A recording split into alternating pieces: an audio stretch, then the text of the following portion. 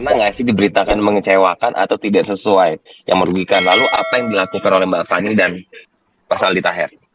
Oke. Adli Kak Fani mendingan izin. lu. Iya. Karena lu yang sering. Gini, Oke, gimana? mengecewakan ya pasti karena kita belum di surga ya. Manusia mana di muka bumi ini yang nggak pernah kecewa? Fani, lu juga sering kecewa kan? Ngaku lo, ngapain lu ngumpet lo?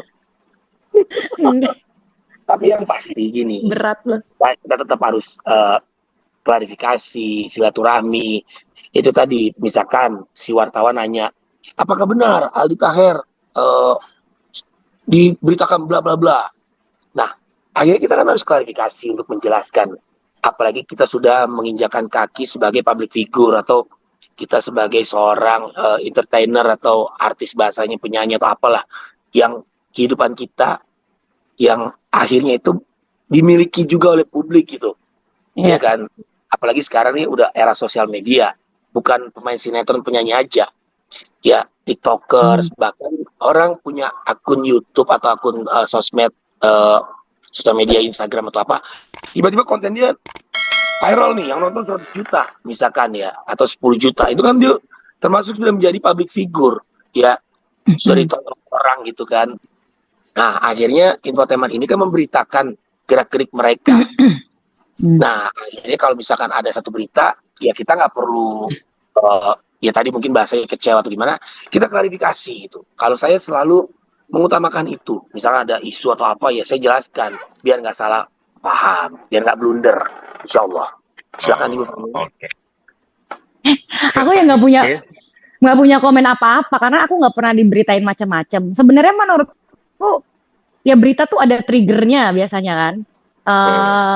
Misalnya ya di si Adli misalnya diberitain apa, ya mungkin dia pernah posting apa, akhirnya perlu mengadakan klarifikasi lah gitu. Sebenarnya kalau misalnya kita keep our kayak private life in silent gitu, kayak tetap itu yang aku lakuin ya. Maksudnya kayak aku tetap nggak mau expose, ya juga nggak akan diberitakan gitu loh.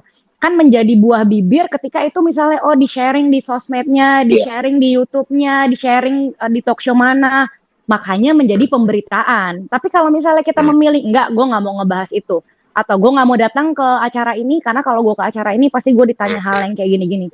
Itu kan pilihan dari selebriti ya. Kita mau ungkapkankah permasalahan-permasalahan atau hal-hal yang privacy menurut kita, atau kita mau diem aja, kita mau berkarir dengan cara yang standar lah, yang biasa, atau memang kita butuh berkarir dengan sedikit memberikan bumbu, yaitu kehidupan pribadi. Itu pilihan, bukan soal salah benar ya, tapi ya itu pilihan. Tapi ini kalau ada kesalahpahaman misalkan atau mungkin misalkan gini, aku misalnya kayak gimana? Apakah benar Kak Fani salon rambutnya itu 100 juta per bulan? Itu Kak Fani akan diemin atau klarifikasi? Oh enggak, ini endorse. Mas Aldi, saya moderator ya kebetulan. Saya moderator. Saya nih. Gimana Kak Fani menyikapinya? Pak Andika izin. Iya, oke, silakan Mas Aldi. Terima kasih atas pertanyaan. Kalau menurut aku, hal-hal yang tidak perlu diklarifikasi itu ya nggak perlu, menurutku ya, yang nggak krusial. Iya, akhirnya pun kalau yang aku pelajari ya, kalau kita punya jarak kayak gitu, baik infotainment, teman-teman infotainment, wartawan, dan lain-lainnya, itu juga ada rasa sungkan untuk menanyakan hal-hal seperti itu. Alhamdulillah sih belum pernah ketemu berita-berita yang macam-macam. Mudah-mudahan sih ya kalau misalnya sering bergaul sama Adli Taher pun gak diberitain macam-macam ya. Oh justru malah terus bro, macam-macam malah. Tapi ngerasa gak sih Mbak Fani atau Mas Aldi ada pressure tersendiri gitu? Kan sekarang jadi yang tadi Aldi ngomong kan sebagai apa ya, milik publik lah, itu pernah ada pressure tersendiri gak sih sebagai selebriti nih? Ya kalau kita jalaninya enjoy ya, bismillah, kita hanya positive thinking sih, insya Allah nggak ada pressure ya. Tapi kan sekali lagi Pak Andika, di dunia ini ya kadang pressure, kadang enggak. Ya kita kalaupun ada di pressure, ya kita lebih perbaiki istighfar, ya kan.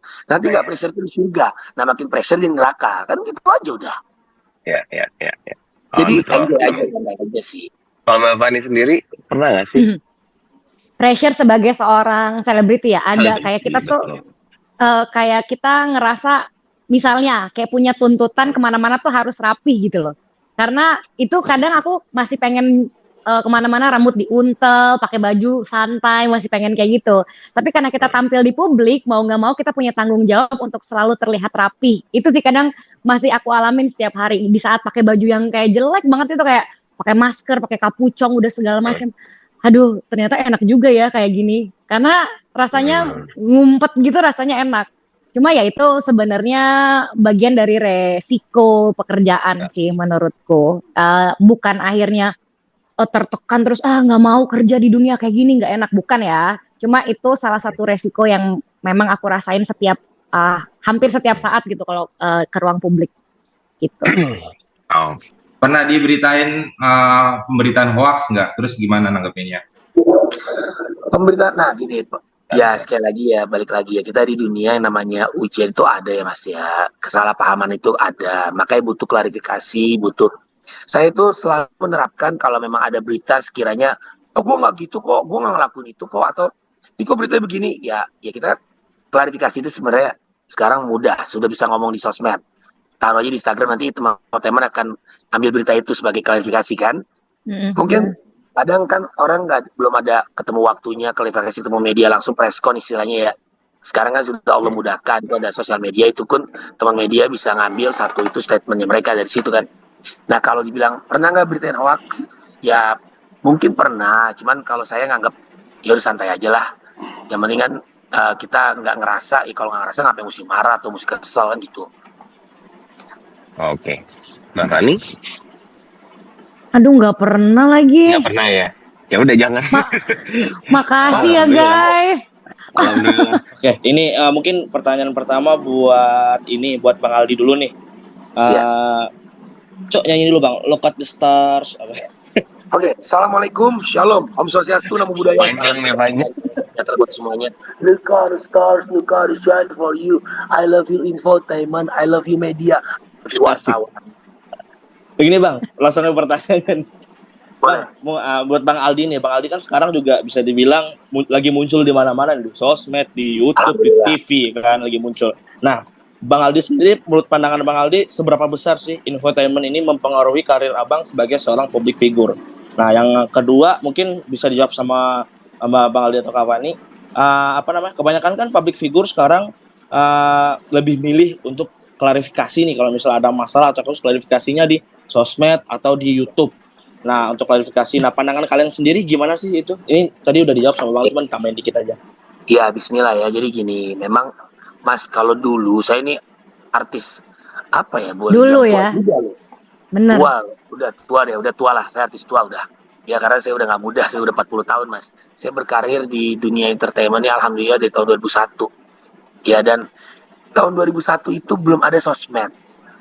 Masya Allah, saya berterima kasih kepada infotainment. Dia memberitakan musik saya, sinetron saya, film saya, ya bahkan hobi. Itu kan menjadi akhirnya lebih dikenal masyarakat. Nah, sekarang ini sudah era sosmed. Saya paham nih. Kayak contoh kemarin, Bang, ayo Bang, wawancara Bang. Wah, sekarang udah sombong ya Bang. Aku tetap jawab, brother, izin brotherku. Gue ini lagi banyak offer luar kota. Gue pengen banget nih kayak ngebahas rumah gitu kan, atau hobi atau kegiatan. Kalau di luar kota kan nggak mungkin kita bawa gitu ya, kecuali emang panitianya ada budget buat teman media ikut. Nah, aku selalu bilang itu tadi, aku akan say sorry ke teman medianya gitu. Kita lebih komunikasi aja, karena ya sama aja kayak kita berumah tangga kan, suami istri lebih komunikasi, ke anak juga. Ya, kita kan sama-sama makhluk, jadi ya saling sayang, saling cinta dan komunikasi intinya sih. Gitu. Saya tahunya Abang arahnya kenapa kok nggak mau wawancara lagi, kok ngomongnya di YouTube aja kan gitu Bang ya. Iya. Enggak, yang pertama tadi seberapa besar nih mempengaruhi sebenarnya. Itu yang kedua. Makanya tadi aku bilang, aku dulu belum ada sosmed, aku berkarir itu belum ada sosmed. Mungkin kalau teman-teman sekarang adik-adik atau teman artis yang munculnya pas ada sosmed, itu ya mereka mungkin, ya aku bilang lagi di sini, mereka mungkin belum pernah ngerasain Bang dari awal karir bersama infotainment. Kalau aku udah ngerasain banget, aku artis berapa generasi ya, bingung juga sini ya. Jadi intinya kalau Abang bilang berapa besar jasa infotainment, sangat besar. Kemarin saya baru keluar syuting dari salah satu program TV, ada media Bang, di situ saya nggak boleh wawancara Bang. saya samperin mereka, tanya teman-teman media kan, ya teman-teman tahu lah ya, intinya mungkin kalau saya boleh bicara kesalahpahaman aja misalkan nih antara artis A, mau diwawancara mungkin dia bang belum terbiasa bang ngomong di infotainment, dia terbiasa ngomong di sosial medianya karena dia muncul dari sosial media. Kalau saya kan dari awal dari casting, terus saya sama teman-teman yuk kita bikin berita hobi yuk, kita realityan yuk gitu. Jadi Oke. ini memang saya mungkin di sini juga mau saya sorry ke teman-teman infotainment kalau misalkan belum dapat waktu wawancara, itu bukan karena disengaja tapi memang belum ketemu waktu. Tapi kalau spontan ketemu waktu, teman-teman boleh tanya deh, saya langsung jawab. Bahkan ada infotainmentnya dari dia nanya, akhirnya saya balik nanya, ada pertanyaan lagi nggak? Oke.